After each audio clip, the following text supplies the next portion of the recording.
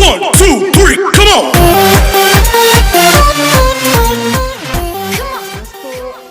अब हम लोग अपनी जर्नी डिफिनिट इंटीग्रेशन की शुरू कर रहे हैं। इनडिफिनिट हमने कंप्लीट कर रखे हैं। तो अगर हम लोग इनडिफिनिट अच्छे से अगर जान रहे हैं तो डिफिनिट में बहुत ही मज़ा आने वाला है। तो आइए हम लोग अपनी डिफिनिट की जो सीरीज़ है उसको आगे बढ़ाते हैं और उसमें आज हम लोग देखते हैं कि डिफिनिट इंटीग्रेशन क्या होता है एक्चुअली में और इसको हम लोग कैसे कैसे कंप्लीट करने वाले हैं। ठीक है, सबसे पहले हम लोग को अपना स्ट्रेटजी बनानी चाहिए कि हम कैसे कंप्लीट करना है, मतलब उसमें कैसे जाया जाए तो वो अच्छे से समझ में आ जाएगा और अच्छे आसानी से हम उसको सीख पाएंगे।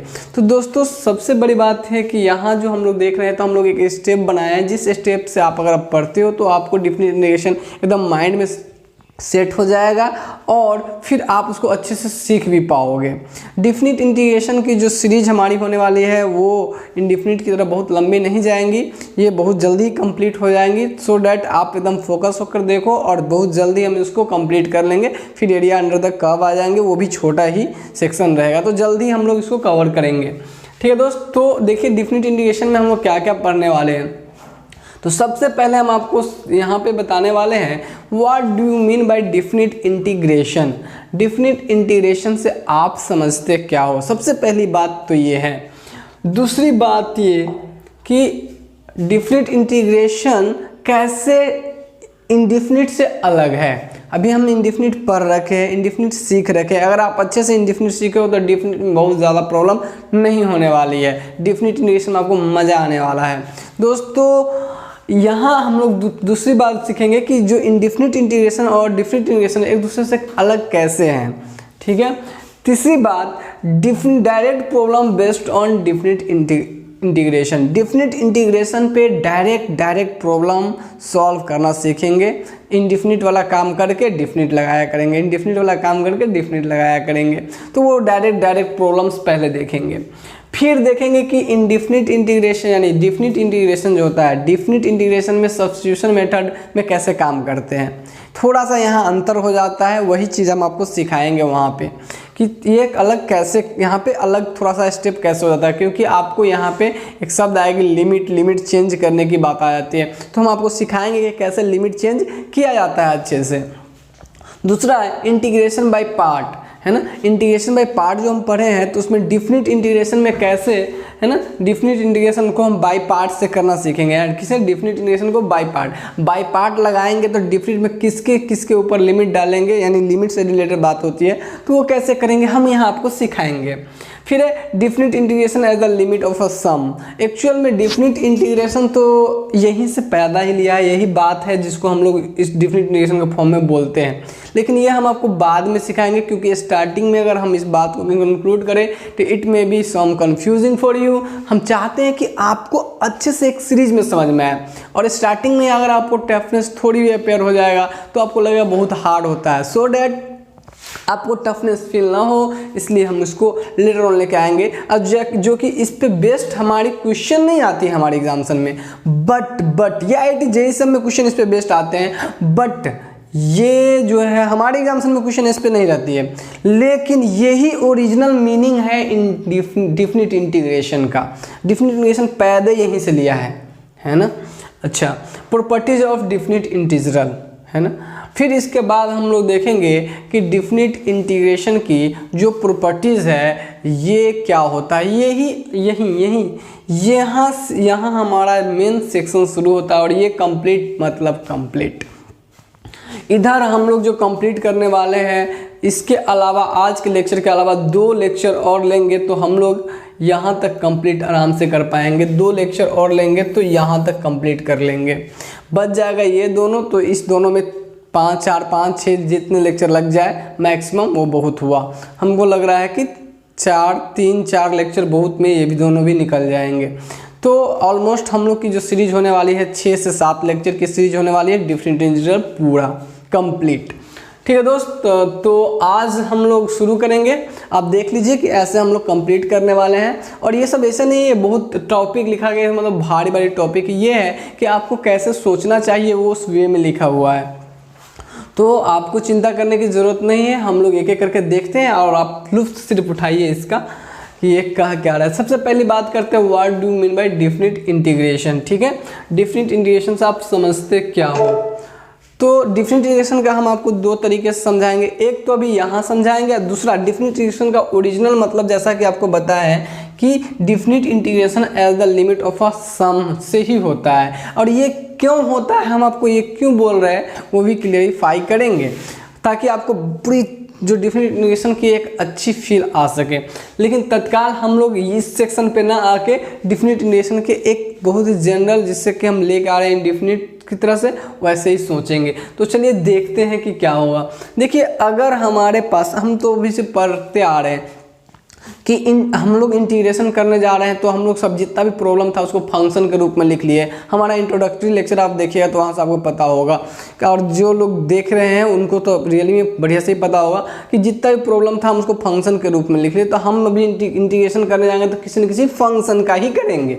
ठीक है दोस्त, तो let f x be a function, हम लोग मान लिए कि कोई फंक्शन होगा। ठीक है, तो उस समय हम लोग ऑन इंटरवल ए और बी, देखिए यहाँ पे एक लैक दिख रही है, हम लोग इसको कंप्लीट कर ले। एक इंटरवल ले लेते हैं, एक इंटरवल ए टू बी।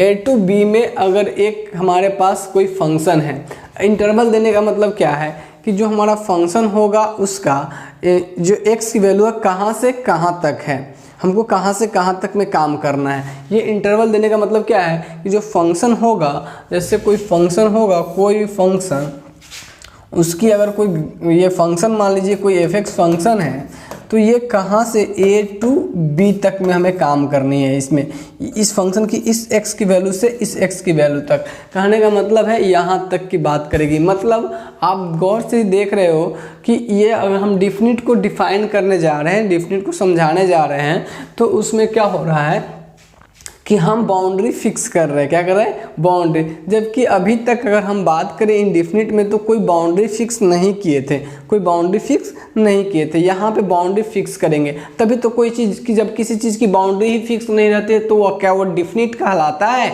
नहीं, वो इनडिफिनिट कहलाता है। लेकिन बाउंड्री जब किसी चीज़ की फिक्स कर दी तो हम समझ गए कि ये डिफिनिट हो गया। नहीं, तो यहाँ भी हम बाउंड्री फिक्स करते कि इस इंटरवल में ये फंक्शन क्या है, कंटिन्यूअस है। अब कंटिन्यूअस कहने का मतलब क्या है कि ऐसा नहीं है कि हम ऐसा अभी नहीं मान के चल रहे हैं कि ये फंक्शन यहाँ पे, जैसे ये फंक्शन है, इसके ग्राफ है, यहाँ तक ये फंक्शन है, तो ये डिसकंटिन्यूअस फंक्शन होगा क्योंकि यहीं तक ये फंक्शन जो थी यहीं तक कंटिन्यूअस थी, उसके बाद फिर ब्रेक डाउन होकर चली गई है, तो डिसकंटिन्यूअस। इसको लगातार हम इंटीग्रेट नहीं कर पाते हैं, वो कारण आपको हम समझाएंगे और ये एरिया अंडर कर्व में और भी क्लियर होकर आएंगे। ठीक है, इससे अगला टॉपिक है। लेकिन यहाँ पे देखिए कि ये और ये, ठीक है, यहाँ पे कंटिन्यूटी नहीं है, मतलब कंटिन्यूअस नहीं है। तो हम ऐसा मान के चल रहे हैं कि हमारे पास ऐसे फंक्शंस है जो इतने में कंटिन्यूअस है। ठीक है, जितने इंटरवल में हम ले रहे हैं उतने में कंटिन्यूअस, ये है इतना में, मान लीजिए ए टू बी और सी टू डी, तो हम ये कह सकते हैं कि सी टू डी में यह फंक्शन कंटिन्यूअस है, ए टू बी में कंटिन्यूअस है, बट ए टू डी में कंटिन्यूअस है क्या? नहीं है। तो ये बातें हम नहीं बोल पाएंगे। तो इसीलिए तो अब हमें ये बात समझ में आ गई यहाँ से कि देखिए एक कोई फंक्शन होगा एकदम फिक्स है, वो ए और बी इंटरवल में दिया हुआ है, क्योंकि उसकी लिमिटेशन फिक्स होगी तभी जाके वो डिफिनिट में आएगा। अच्छा, अब बात करते हैं कि हम जैसा कि पहले से जानते हैं, जैसा कि हम पहले से ही जानते हैं दोस्त, क्या जानते हैं? जैसा कि हम पहले से जानते हैं कि एफ एक्स कोई अगर फंक्शन है, अगर एफ एक्स कोई अगर फंक्शन है, एफ एक्स डी एक्स, तो उसका इंडिफिनिट इंटीग्रेशन जो होता है वह एफ एक्स प्लस सी होता है। हम जानते हैं ये चीज़, तो हम अभी करके हम, ये तो हमारे ब्लड में आ चुकी है दोस्तों। अब क्या है, तब हम कहते हैं कि अगर कोई ऐसा फंक्शन हो जिसका हमको इंटीग्रेशन कुछ इस तरीके से लिखना पड़े, ए टू बी, तब उसकी जो इंटीग्रेशन आएगी, जो भी, जैसे मान लीजिए एफ एक्स आया उसका इंटीग्रेशन करके, सी हम लोग यहाँ यूज नहीं करने वाले हैं। हम इंट्रोडक्टरी लेक्चर में भी आपको बोले थे सी हम लोग इंडिफिनिट में ही यूज करते हैं। यहाँ पे हम लोग डायरेक्ट इसका इंटीग्रेशन, मान लीजिए इसका ये वाला आता है, तो ये जो फंक्शन आएगा, इस फंक्शन में हम ए टू बी, एक बार में अपर लिमिट पुट करेंगे, एक बार में लोअर लिमिट पुट करेंगे। इसको हम और भी ज़्यादा क्लियर करें दोस्त, तो देखिए क्या होगा कि मान लीजिए इसका इंटीग्रेशन आया, इंटीग्रेशन आया a to b है ना fx dx है, तो इसका कुछ इंटीग्रेशन मान लीजिए आया f of x, ठीक है। इसका इंटीग्रेशन जो भी कुछ अब आप इंडेफिनिट करना जानते हो, आप पहले अपनी लिमिट भूल जाओगे, क्या करोगे, लिमिट नहीं है, जैसे ये कुछ लिखा हुआ ये इसी तरीके का है, मतलब जो इंडेफिनिट टाइप से है भूल जाओगे। अब इंडेफिनिट टाइप से भूल के इसका इंटीग्रेशन करोगे तो कुछ ना कुछ तो आएगा इंडेफिनिट जैसा तो आएगा। उसके बाद क्या करेंगे हम, इसका जो नीचे और ऊपर वाला, ऊपर यानी नीचे वाले को बोलते हैं लोअर लिमिट, अपर लिमिट, हम आगे डिस्कस कर रहे हैं अभी जस्ट आपसे ये चीज़ें। तो ये पुट करेंगे, पहले ऊपर वाला लिमिट एक बार में x के जगह पे डालेंगे और ये हो जाएगा एफ बी, और फिर माइनस, फिर लोअर वाला डालेंगे, हो जाएगा एफ ए। अच्छा, तो इस तरीके से हम जब कैलकुलेट करेंगे तो हमें कुछ इस तरह की वैल्यूज़ मिलेंगी, ठीक है। अच्छा, ये जो तरीका, इसी को बोलते हैं हम लोग डिफिनिट इंटीग्रल्स। ये जो कैलकुलेट होकर आएगा, ये जो वैल्यू यहाँ से कैलकुलेट, वो हमारा इस फंक्शन का डिफिनिट इंटीग्रल कहलाएगा। यानी ये जो फंक्शन है, इस फंक्शन का डिफिनिट इंटीग्रल, ये जो वैल्यू निकाल के जो लाएंगे वो हमारा वैल्यू कहलाएगा डिफिनिट इंटीग्रल। अच्छा, तो इसी को कहेंगे इज कॉल्ड डिफिनिट इंटीग्रल। अच्छा, इस फार्मूला का जो नाम है, इस फार्मूला को, जो ये फार्मूला हम लोग यूज करते हैं, इस फार्मूला का नाम हम लोग कहते हैं न्यूटन लेबनीज फार्मूला। जैसा कि आपको पता है कि इंटीग्रेशन के खोज में, इंटीग्रेशन को लाने में न्यूटन और लेबनीज की बहुत योगदान है ना। न्यूटन और लेबनीज को इंडिपेंडेंटली इसके फादर, मतलब कैलकुलस के फादर माना जाता है। तो आपको पता ही है, ऑलरेडी हम बताए हुए हैं कि लोग बहुत रोल निभाए हुए हैं इस कैलकुलस में।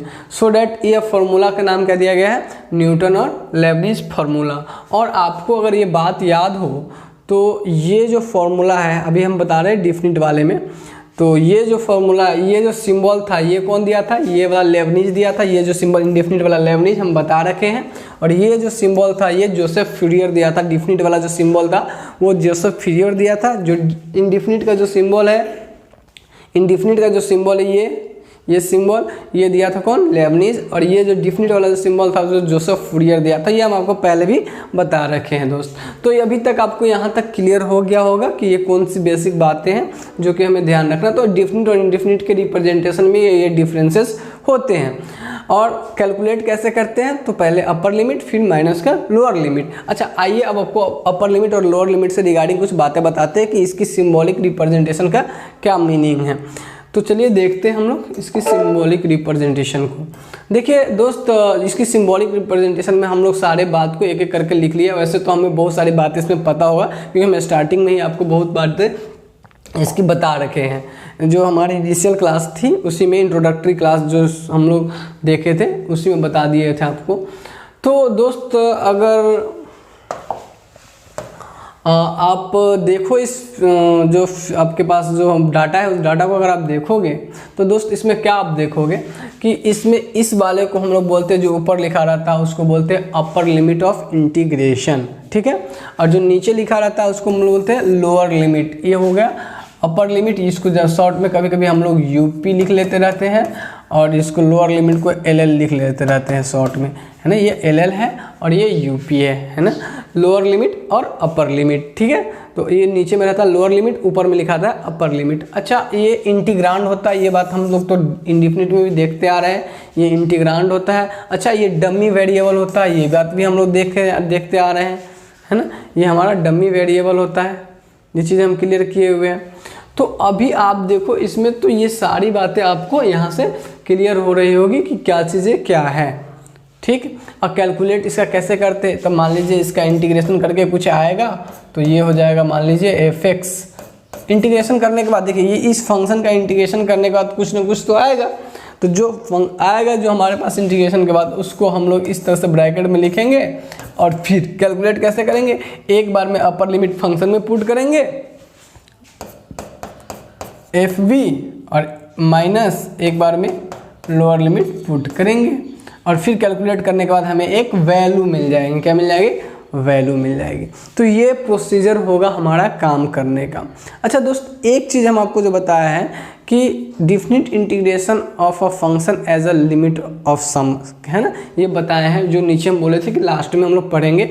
लेकिन एक्चुअल में आप अगर बात करो कि ये जो सिंबल है ये कहना क्या चाहता है ना, ये कहना क्या चाहता है एक्चुअल में, ये कहना क्या चाहता है एक्चुअल में, ये जो है ये कहना क्या चाहता है, ये कहना चाहता है कि देखिए कि ये जो है आपकी ये जो फंक्शन है, इस फंक्शन की एक वैल्यू हम निकालने जा रहे हैं a से b के बीच, यानी फिक्स a और b के बीच जो फंक्शन हो। अब देखिए प्रत्येक फंक्शन का ग्राफ होता है कुछ, ये अलग बात है कि सब फंक्शन के ग्राफ हमें ड्रॉ करने में दिक्कत होती रहती है, क्योंकि सब कुछ बेसिक फंक्शन के ग्राफ तो हमको ऐसे ही याद रहती है, लेकिन बहुत फंक्शन ऐसे जिसकी कॉम्प्लेक्स ग्राफ होती है तो ग्राफ ड्रॉ करने को हम ज़्यादा हर फंक्शन का नहीं जाते। लेकिन जितने भी फंक्शन है अलग, हालांकि एरिया अंडर द कर्व के लिए जितना ग्राफ चाहिए हम लोग फिर वहाँ भी पढ़ेंगे अलग से ग्राफ। तो जो ग्राफ होती है वो ग्राफ कुछ ना कुछ ग्राफ होंगी, और उस ग्राफ की हम लोग कह दे रहे कि इतने के बीच में ही उसकी फिक्स वैल्यू निकालनी है ना, जिसको एरिया अंडर द कर्व कहते हैं। तो ये एरिया अंडर द कर्व को ही रिप्रेजेंट करता रहता है ए से बी में। लेकिन ये अलग बात है कि हमें इस फंक्शन की क्या हो, ग्राफ पता ना हो, तो उस केस में हम लोग डायरेक्ट इंटीग्रेशन करते रहते हैं कुछ फंक्शंस का। लेकिन आगे जब चलेंगे तो वहाँ हम जो एरिया अंडर द कर्व पढ़ेंगे जिसमें डिफरेंट इंटीग्रेशन का यूज करके देखेंगे तो ए से बी के बीच फिक्स जो एरिया बनेगा वही ये बात बताते रहता है, ठीक है। और अभी अब देखिए ध्यान से, हम आगे जब पढ़ाएंगे definite integration of a function as a limit of the sum पढ़ाएंगे, तब उस समय आपको हम ये क्लियर करेंगे कि ये एक्चुअल में इसका क्या मतलब निकल के आता है। एक्चुअल में ये एक अप्रॉक्सीमेट वैल्यू ही होता है ना। ये एक तो एक्चुअल में अब लिमिट क्या होता था, लिमिट किसी चीज़ का लिमिट क्या होता है, लिमिट मतलब क्या, टेंस टू, उस आंसर, वो एग्जैक्ट नहीं है लेकिन उस आंसर की तरफ अप्रोच करता है। अगर आपको लिमिट के बारे में थोड़ी भी आइडिया अगर होगा, लिमिट का अगर आप नाम भी सुने होइएगा तो वो टेंस टू होता है। जब ये पॉइंट इधर टेंस करेगा तो उस पॉइंट पे लिमिट और वैल्यू में अंतर होता था, लिमिटिंग वैल्यू और वैल्यू में अंतर होता था, है ना। तो वो चीज़ें क्लियर करेंगे हम वहाँ पे, जो हम लास्ट में जो कॉन्सेप्ट एक लिखे हैं वहाँ पे आपको और क्लियर करेंगे। अभी आपको माइंड में राइट लेफ्ट बैठाना ही नहीं, सिर्फ आपको जितना समझाया गया बस उतना ही अभी सीखना है। बाकी एक भी चीज़ हम आपको छोड़ने वाले नहीं है ना, एक भी चीज़ हम छोड़ने वाले नहीं हैं, हम एक एक चीज़ बताएंगे इसके रिगार्डिंग जो भी बातें होंगी, ठीक है।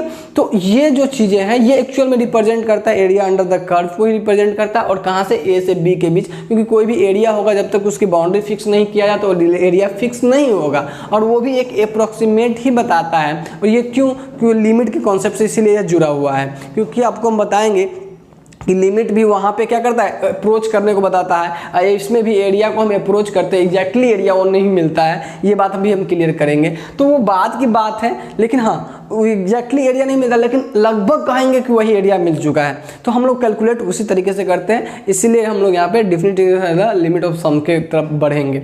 तो यहाँ आपको ये बात क्लियर हो गई होगी यहाँ तक कि ये क्या चीज़ें हैं, इसको कैसे करना है। अभी आपको हम जितना भी बोले इसमें कुछ दिमाग आपको नहीं लगाना है, क्योंकि आपको ये बहुत ज़्यादा क्लियर नहीं हुआ होगा, क्योंकि हम लोग इसमें ज़्यादा देखे ही नहीं, हम लोग आगे देखेंगे क्लियर हो जाएगा, ठीक।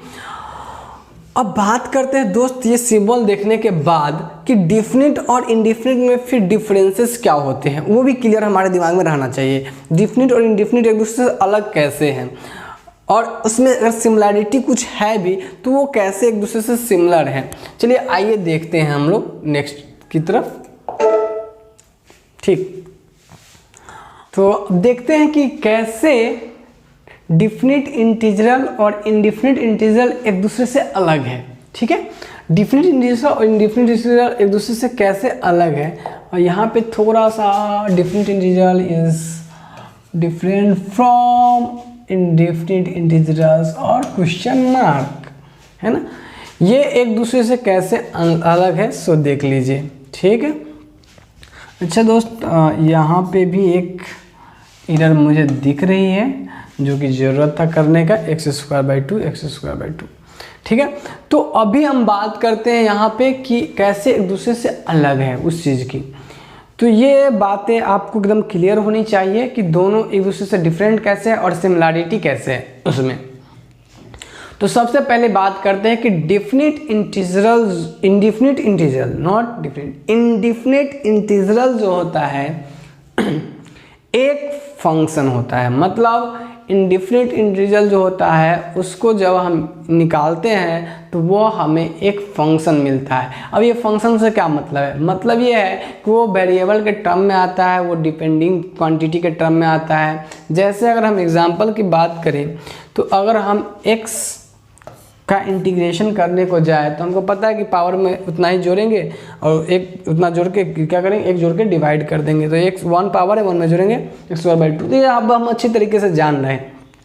तो गौर से आप देखो इस चीज़ को, गौर से आप जब देखोगे इस चीज़ को तो दोस्त क्या नज़र आएगा, ये इसमें नज़र हमें आएगा कि देखिए ये जो आया है इंडिफिनिट इंटीग्रेशन, इसमें ये x के ऊपर डिपेंड कर रहा है और x के ऊपर ये डिपेंड अगर करता है तो इसका सीधा सा मतलब है कि यह हमारा एक फंक्शन है। जो फंक्शन किस पे डिपेंडेंट कर रहा है, x पे। क्योंकि आपको फंक्शन के बारे में आइडिया होगा ही, तो फंक्शन के बारे में क्या आइडिया कि फंक्शन इंडिपेंडेंट और डिपेंडेंट के बीच क्या रिलेशन होता है। तो ये किस पे डिपेंड कर रहा है, ये आपका किस पे डिपेंड कर रहा है, ये जो वैल्यूज है ये x पे डिपेंड कर रहा है। x चेंज होगा तो जो वैल्यू है ये पूरी चेंज होती रहेगी। तो इसका मतलब क्या है कि हम सीधा सा हम लोग बोल सकते हैं कि जो इंडिफिनिट इंटीग्रेशन में जो आता है, जो मिलता है हमें, वह एक फंक्शन मिलता है। अभी इसे ब्लड में सेट कर लीजिए। क्या तो हम लोग कहते हैं कि जो इंडिफिनिट इंटीजर फंक्शन है is a function, indefinite integer of a function is a function. किसी फंक्शन का इंडिफिनिट इंटीजर क्या होता है, एक फंक्शन होता है।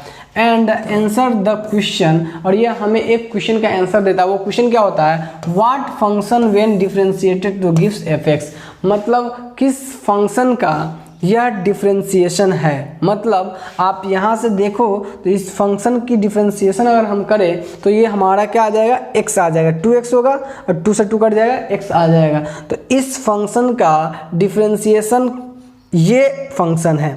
तो हमको ये जो है ये निकल के आता है, वह बताता है कि वह किस फंक्शन का डेरिवेटिव रहा है। तो इस क्वेश्चन का जवाब भी हमें देता है इंडिफिनिट इंटीग्रेशन। मतलब किस फंक्शन का डेरिवेटिव है यह, इसकी जवाब भी हमें देता है कौन, इंडिफिनिट इंटीग्रेशन। और दूसरा कि यह एक फंक्शन होता है। जो हम इंडिफिनिट इंटीग्रल फाइंड करते हैं वह एक फंक्शन होता है। अच्छा, अगर दूसरी तरफ हम देखें तो दूसरी तरफ है हमारी डिफिनिट इंटीजर्स। अच्छा, सिंबॉलिक रिप्रेजेंटेशन तो हम लोग को एकदम क्लियर होगा, ब्लड में ही होगा कि भाई इसमें कुछ नहीं है, ससुरी तो देख के ही पहचान में आ जाएगा, अच्छा तू है ना। ये तो ऊपर नीचे जैसे लिखा रहेगा तो हम लोग देखेंगे अरे वो नीचे ऊपर है, अच्छा ये डिफिनिट है और ये इनडिफिनिट है, तो आसानी से पहचान लेंगे, है कि नहीं। तो अगर हम बात करें दोस्त इसमें, ठीक है, इसमें अगर हम बात करें तो ये इनडिफिनिट में हमारा एक फंक्शन का टर्म आता है। वहीं डिफिनिट जो होता है वह हमारी एक नंबर होती है, एक वैल्यू होती है, ठीक है। डिफिनिट हमारी एक नंबर होती है और एक वैल्यू होती है। तो हम लोग कहते हैं कि definite integral of a function, किसी फंक्शन की अगर हम डिफिनिट इंटीग्रल निकालते हैं, यानी इससे कुछ फंक्शन जब निकालेंगे वह हमें जो मिल के आएगा, इससे इस फंक्शन से जो वैल्यू निकालेंगे वह एक नंबर होगा। And represents the area under the curve from x = a to b। इसका मीनिंग ही ये हो रहा है कि देखिए जो ये दिया हुआ है जो फंक्शन, वो फंक्शन क्या बताता है, वो ये कह रहा है कि देखिए आप हमको इंटीग्रेट कर रहे हैं और इंटीग्रेट कर रहे हैं तो हम है फंक्शन, आप प्रत्येक फंक्शन का ग्राफ होता है वो आपको पता है, लेकिन यह कोई ज़रूरी नहीं है कि हमको सब फंक्शन का ग्राफ ड्रॉ करने आए। और नहीं आता है तो बहुत कॉम्प्लेक्स फंक्शन तो ग्राफ ड्रॉ करना काफ़ी डिफिकल्ट होता है, तो कोई ज़रूरी नहीं होता है हम सब फंक्शन के। बट जो कॉमन फंक्शंस होते हैं, जो बेसिक्स फंक्शन होते हैं, उसी ग्राफ हमारे ब्लड में ही रहती है, तो उसी का उस सब के लिए तो हम ड्रॉ कर लेंगे। बट जो बहुत सारे फंक्शन होते हैं जिसके हम ड्रॉ नहीं कर पाते, लेकिन बहुत फंक्शन का हम आपको, जैसे हम लोग बहुत फंक्शन का सीखेंगे ग्राफ बनाकर कैलकुलेट करना, वो एरिया अंडर द कर्व जो आगे है एप्लीकेशन ऑफ इंटीग्रल में, उसमें सीखेंगे। तो सब फंक्शन की ग्राफ तो होती है, तो यहाँ पे जो fx है हमारे पास उसकी भी कुछ ग्राफ होगी। तो ये कह रहा है कि देखिए हमको इंटीग्रेट आप कर दीजिए, कर देंगे।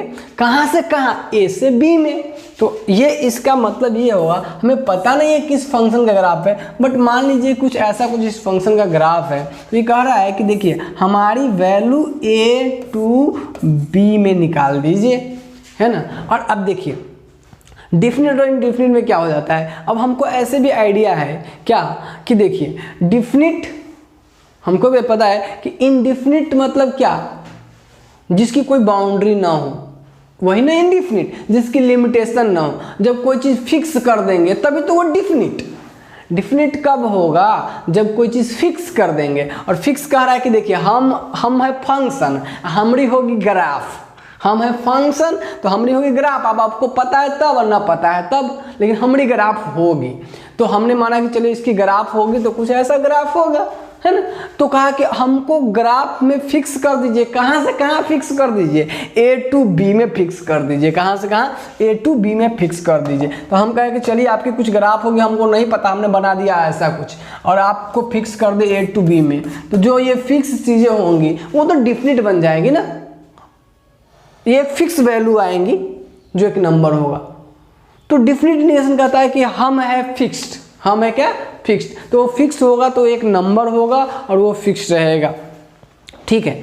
और वो यही होता है। अब आपको इस बात को ऐसे बोलिए तो, इस बात को ऐसे बोलिए तो, दोनों सेम चीज़ें होती हैं, दोनों सेम चीज़ें होती है। अब ये क्या है, ये ग्राफिकली हम इस चीज़ को समझा रहे हैं और ये थ्योरेटिकली ऐसे समझा रहे हैं,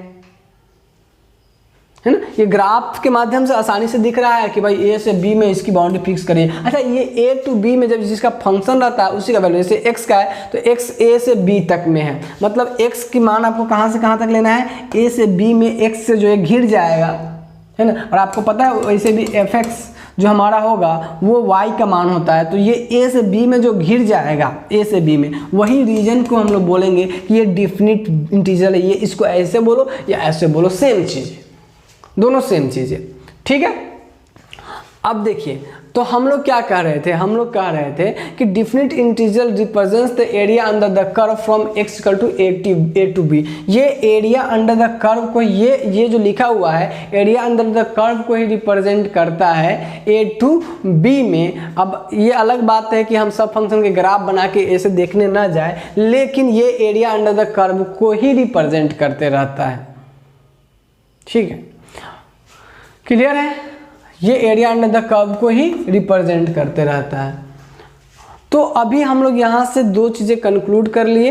एक ये कि देखिए इंडिफिनिट इंटीजर जो होगा वो एक फंक्शन होगा, मतलब किसी वेरिएबल पे डिपेंडेंसी उसकी रहेगी, और जो डिफिनिट रहेगा वो एक फिक्स नंबर रहेगा। और ये जो इंडिफिनिट होगा वो क्या करेगा, इंडिफिनिट जो होगा वो हमें किस फंक्शन का डेरिवेटिव है वो समझाने की कोशिश करेगा, और जो हमको डिफिनिट होगा वो समझाने की कोशिश करेगा कि जो ये आपका एरिया अंडर द कर्व किससे पॉइंट से कहाँ तक आप उस कर्व की एरिया निकाल रहे हो वो समझाने की कोशिश करेगा। तो ये दोनों हमको ये बात अपने अपने तौर पे समझाने की कोशिश करता है।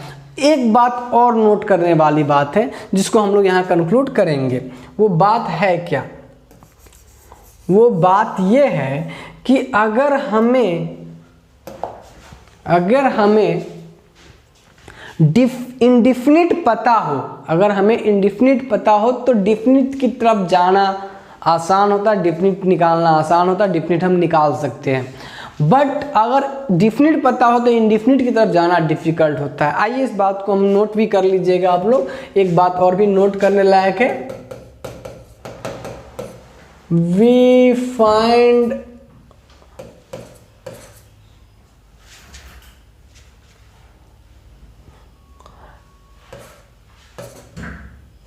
ए to b fx dx from integration of fx dx, मतलब ये निकाल सकते हैं इससे, but not vice versa, but not vice versa.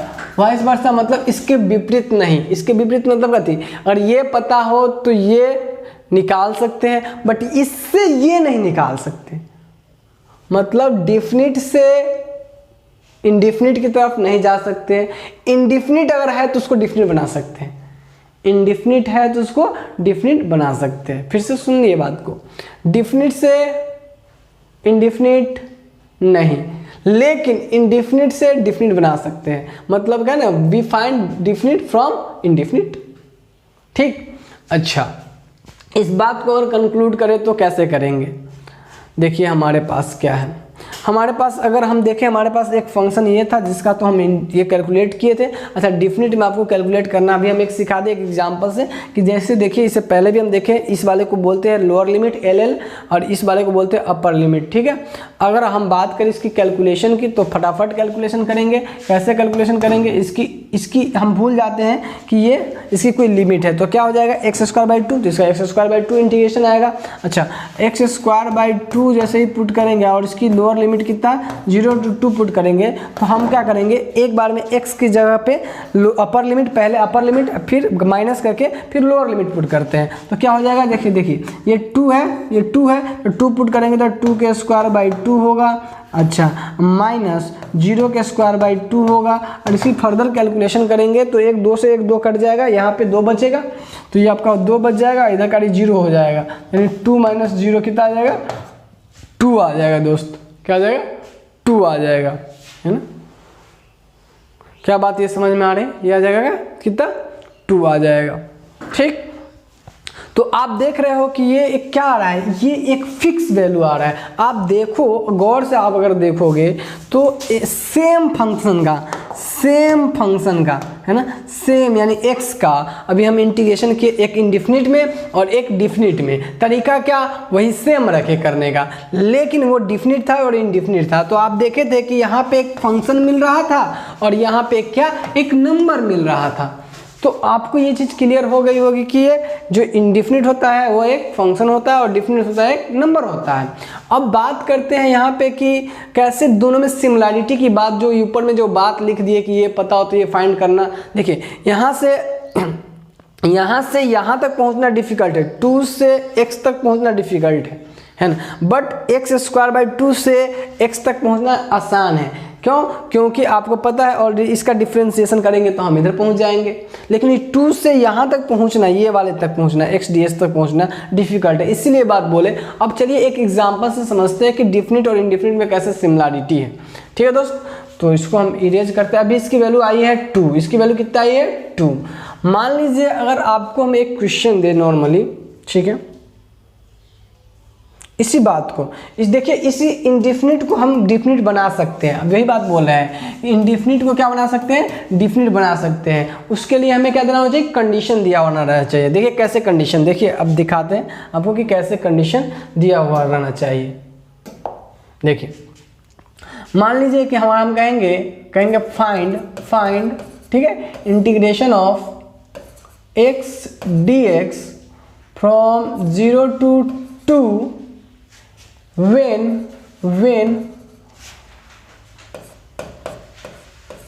fx is equal fx। अब देखिए fx बराबर हम दे देते हैं ये कंडीशन, क्या दी, fx, ये इसका कोई इंटीग्रेशन करके आएगा, सॉरी हम लोग अभी इंडिफिनिट से चल रहे हैं ना, तो यहाँ लिमिट नहीं लेंगे, ठीक है। हमें फाइंड करना है, हमें क्या, fx इज इक्वल टू इतना दिया हुआ है, when at x equal to 0 fx is equal to 0 then fx at x equal to 2।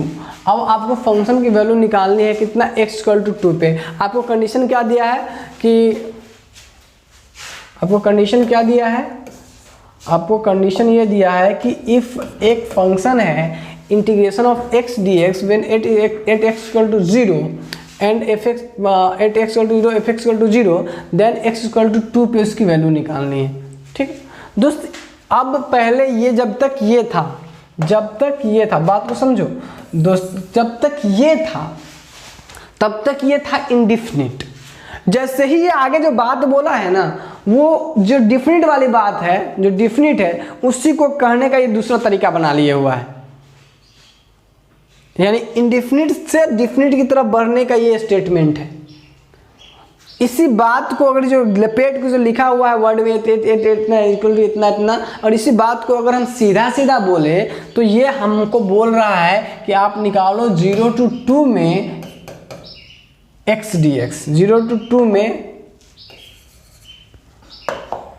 ये कह रहा है सीधा सीधा हमें कि आप निकालो 0 to 2 में x dx, यही बात बोल रहा है। और इसकी वैल्यू अभी हम लोग कैलकुलेट किए थे 2 आया था, ठीक है। तो आइए, ये तो कह रहा है 0 to 2 में क्या करने के लिए, ये लिमिट दिया हुआ है कि 0 to 2 में अब इसमें के बीच जो वैल्यू आएगी वो निकालिए, ये डिफिनिट है। लेकिन अभी देखिए यहाँ तक इनडिफिनिट था, ये कंडीशन लगा के हमको डिफिनिट की तरफ बढ़ने के लिए मजबूर कर रहा है, कह रहा है कि हमको डिफिनिट बनाओ, हमको डिफिनिट बनाओ। अरे भाई चलो ठीक है, तो कैसे बनाएंगे डिफिनिट, तो हम कहेंगे देखिए हम यूज करेंगे इनडिफिनिट करेंगे और यूज करेंगे कंडीशन का, फिर उसको डिफिनिट की तरफ बढ़ेंगे। तो आइए देखते हैं तो क्या होगा दोस्त, एफ बराबर यहाँ से अगर हम कैलकुलेट करें तो हमको पता है कि इसका इंटीग्रेशन है x² 2 + c।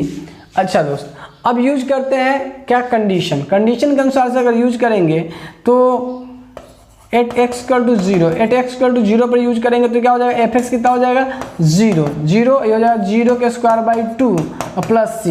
दोस्त यहाँ से कैलकुलेट करेंगे c बराबर 0, तो हमें जो फंक्शन मिलेगा एफ क्या मिल जाएगा, हमें एफ मिलेगा x² 2। Now F eight x = 2, जब x का मान 2 होगा, जब when at x = 2 when at x = 2, जब ये x = 2 होगा दोस्त तो क्या होगा बताओ दोस्त, 2 पुट करेंगे तो जगह 2² 2, ठीक है। और यहाँ से आप देखो अभी तो c हट गया हुआ है, अब यहाँ से देखो गौर से इसको, तो ये क्या हो जाएगा आपका, 1 2 2 कर जाएगा, कितना आएगा 2। देखो ये सेम आंसर इसका है। तो देखो हम अभी इनडिफिनिट से कहाँ पहुँच गए, इनडिफिनिट से कहाँ पहुँचे, डिफिनिट की तरफ। इनडिफिनिट से कहाँ पहुँच गए, डिफिनिट की तरफ। कैसे, जो कंडीशन हमें चाहिए थी अगर वो इनडिफिनिट में दिया रहेगा तो हम उसको डिफिनिट फिक्स कर सकते हैं। और अब देखो डिफिनिट बनता है कैसे, कंडीशन से ही। तो आप ए इसको बाउंड्री फिक्स करो 0 to 2, वो है क्या, वो कंडीशन है, वो बाउंड्री है, वो कंडीशन है, वो बाउंड्री है। तो अभी अगर आपको इनडिफिनिट दे दिया जाए और कंडीशन के साथ तो हम उसको डिफिनिट बना सकते हैं, पर डिफिनिट से फिर हम इनडिफिनिट की तरफ नहीं आ सकते, ये एक इश्यू है।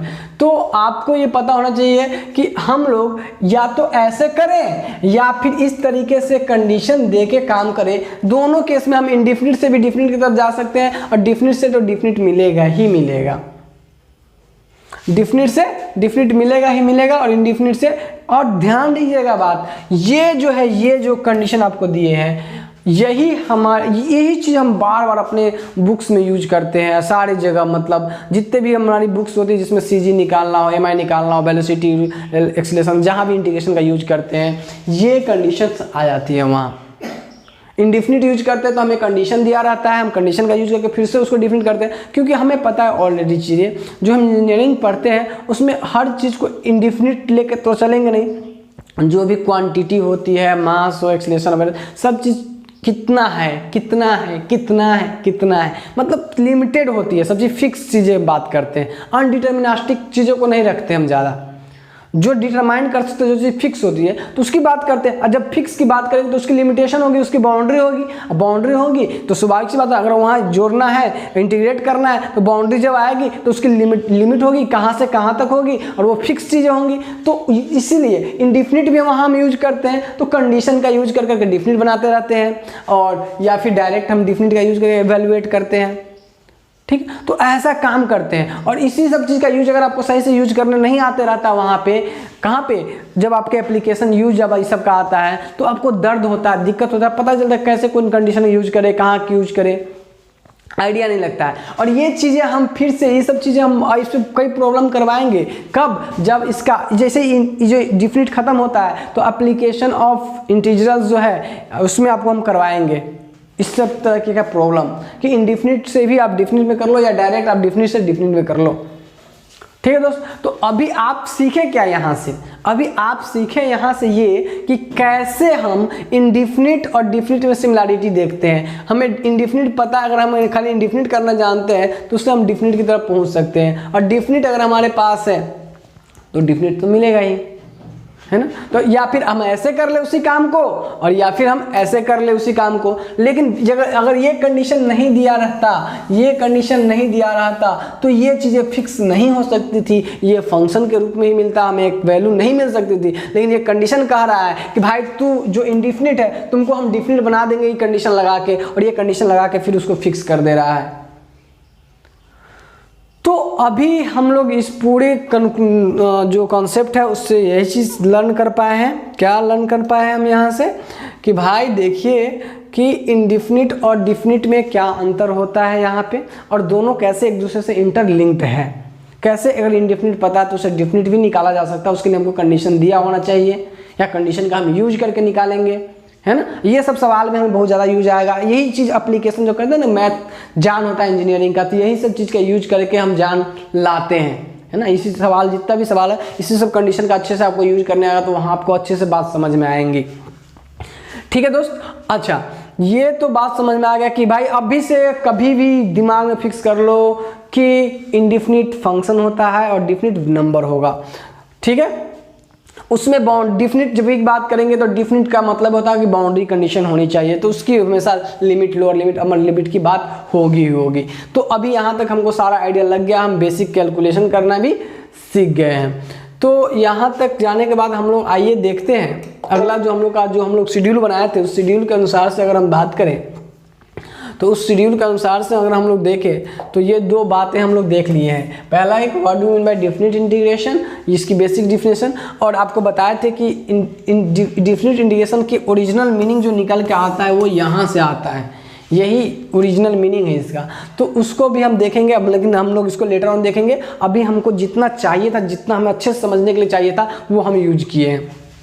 दूसरा, how definite integration is differ from the indefinite integration, है ना। इसको भी हम लोग अच्छे से डील कर लिए, समझ लिए कि कैसे एक दूसरे में के साथ वो अंतर होता है, दोनों एक दूसरे से कैसे डिफरेंट होता है, क्या दोनों में रिलेशन होता है। अच्छा, direct problems based on definite integration.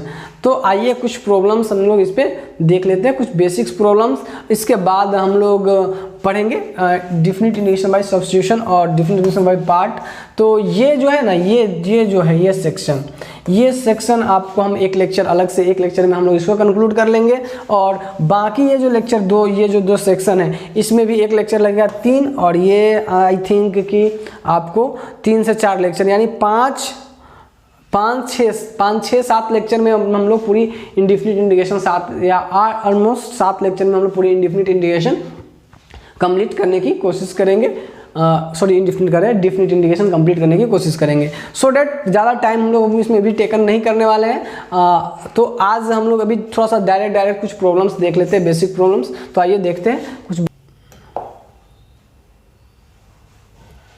शुरू करें हम लोग। देखिए प्रॉब्लम्स करते हैं, इस पर कुछ बेसिक्स प्रॉब्लम।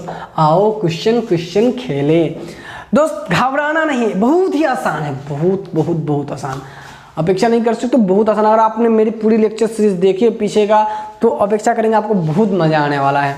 ठीक है, तो देखिए हम लोग शुरू करते हैं। हम लोग अभी स्टार्ट करेंगे एकदम हैशटैग बेसिक प्रॉब्लम्स।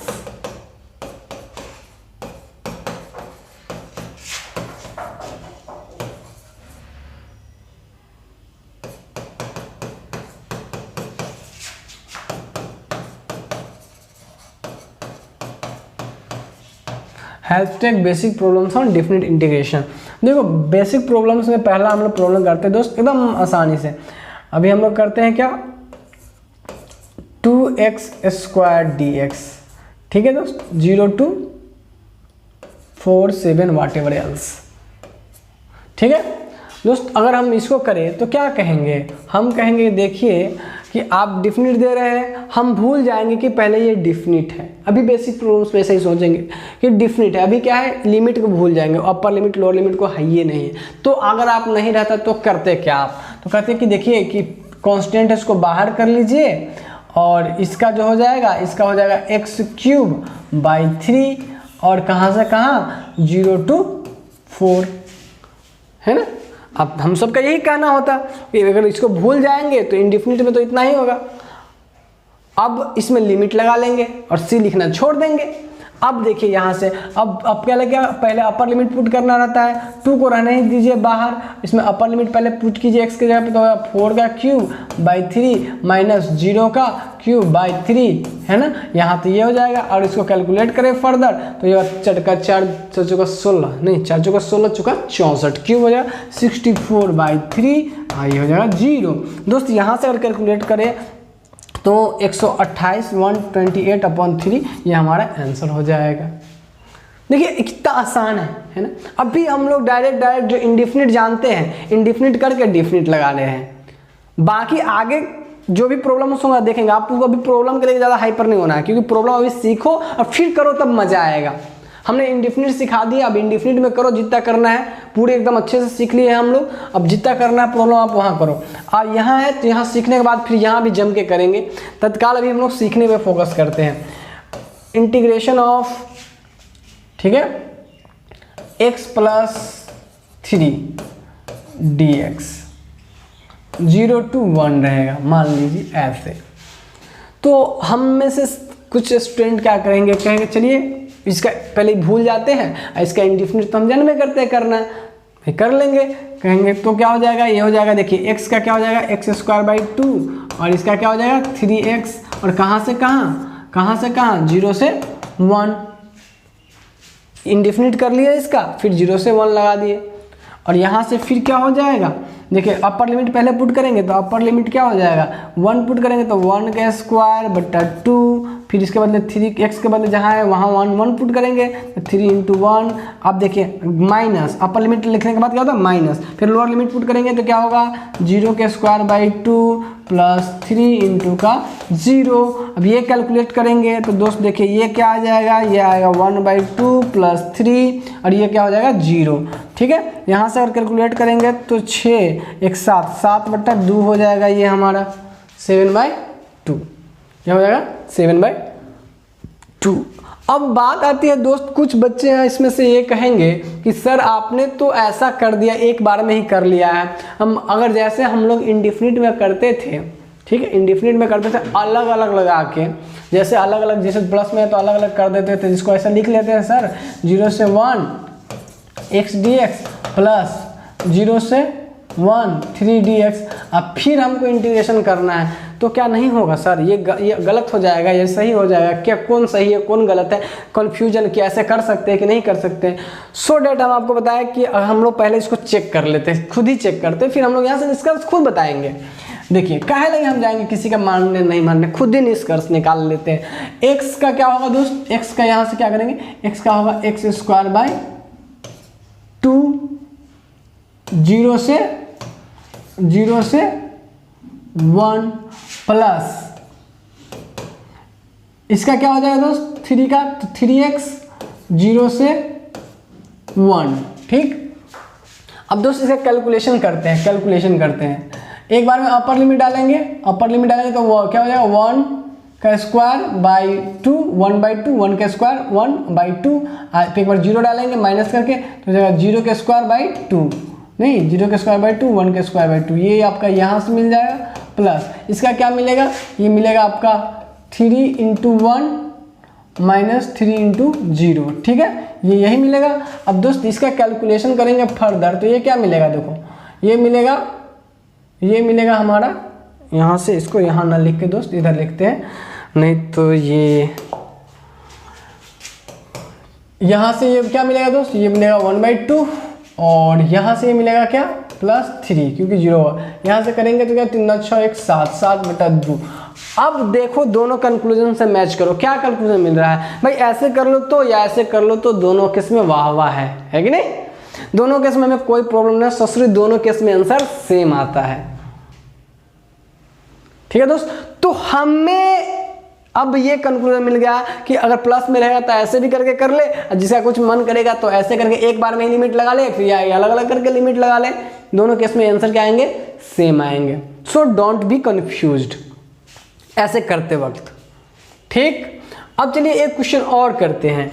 अब देखिए हमारे पास है 0 से π/2, ठीक है, sin x dx। अभी एकदम बेसिक्स प्रॉब्लम कर रहे हैं, अभी आप धीरे धीरे लिमिट पुट करना भी सीख रहे हो, है ना, एकदम बेसिक्स। हम एकदम बेसिक से ही चलते हैं। आपको चाहे किसी को बहुत आ रहा हो, हमको उन स्टूडेंट्स को नहीं देखना रहता है। अगर आ रहा है तो थोड़ा सब्र रखेंगे, है ना। आ रहा है तो अच्छी बात है, वो थोड़ा सब्र रखेंगे। जिनको नहीं आ रहा है वो सीखेंगे, है ना। लेकिन हाँ, जो आ रहा है उनके लिए भी मटेरियल आएंगे, उनको चिंता करने की जरूरत नहीं, उनके लिए भी लाएंगे मटेरियल। लेकिन अभी स्टार्टिंग क्लास है तो थोड़ा सा आपको सब्र रखना पड़ेगा। साइन एक्स का क्या होगा दोस्त? साइन एक्स का इंटीग्रेशन हम सबको पता है। साइन एक्स का क्या होता है? Minus cos x.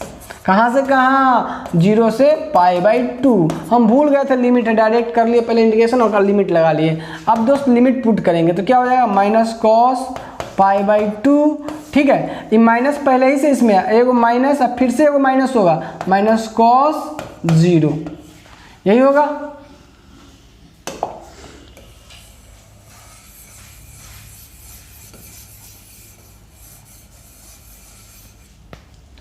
ठीक है दोस्त, ये हो जाएगा। और यहां से अगर हम कैलकुलेट करें तो ये हो जाएगा आपका माइनस कॉस π/2 कितना हो जाएगा? कॉस π/2 आपका कितना होता है? कॉस π/2 आपका 0। कॉस π/2 मतलब 90, यानी 0 माइनस 0 माइनस, और कॉस 0 कितना होता है? 1, यानी -1। अब देखिए कितना हो जाएगा यहाँ से, ये 0 -1 प्लस 1, तो हमारा आंसर क्या हो जाएगा? 0 से π/2 साइन एक्स dx का कितना हो जाएगा? 1। तो इस तरीके से हम लिमिट पुट कर करके प्रॉब्लम्स करते हैं।